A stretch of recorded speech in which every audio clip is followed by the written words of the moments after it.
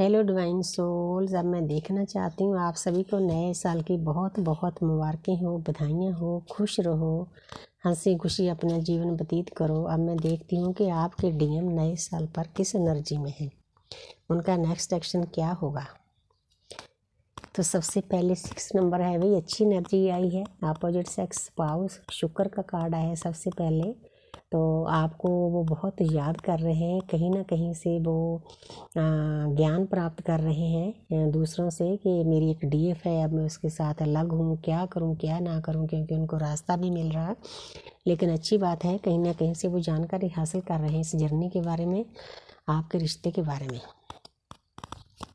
तो आगे है 2 ऑफ स्वर्ड्स। तो आपको वो बताना चाहते हैं कि मेरे पास 2 रास्ते हैं, मुझे समझ नहीं आती मैं इन 2 रास्तों पर कैसे चलूँगा, लेकिन चलना तो पड़ेगा। यूनिवर्स अपने आप समझा देगी कि उन्होंने अपनी फैमिली के साथ, अपने कार्य के साथ, अपने डीएफ के साथ कैसे दोनों के साथ इक्वल होकर चलना है, बैलेंस होकर चलना है। तो सोच विचार चल रही है, कोई बात नहीं, रास्ता यूनिवर्स ने बताना है जैसे हमें बताया है शांत रहने का। तो तीसरा नंबर है, देखो 2 की एनर्जी आ रही है, रीयूनियन की एनर्जी है ये आपकी। तो 2 नंबर है, एक इंसान है, तो वो पूरा ग्लोब धरती का लिए अपने हाथ में लिए खड़ा है। अब उस इंसान ने 2 रास्तों में से चुन लिया है। पहले तो आंखों पर पट्टी बंदी थी ना, जहाँ पर उनको ज्ञान प्राप्त हो गया है कि ये 2 रास्ते हैं, मैंने किस रास्ते पर चलना है, अच्छे रास्ते पर चलना है या बुरे रास्ते पर चलना है। अब उनको अंदर से यूनिवर्स ज्ञान दे रही है। आगे समंदर है, बंदरगाह है, वो इंसान इस जर्नी पर चलने के लिए पूरी तैयारी कर चुका है। ये आपके डीएम हैं, आपके पास आने की पूरी तैयारी कर चुके हैं नए साल पर। तो जहाँ पर है चैरियट, देखो कितनी प्यारी एनर्जी दी है। 7 नंबर है, 7 नंबर होता है केतु का, येलो कलर है। उनको कहीं ना कहीं से ज्ञान प्राप्त हो रहा है, नंबरिंग के द्वारा, सपनों के द्वारा, सिंक्रोनिसिटी द्वारा। परमात्मा उनको कहीं ना कहीं से किसी इंसान के द्वारा ज्ञान मिल रहा है कि मेरी एक जर्नी है, मैंने उस पर चलना है।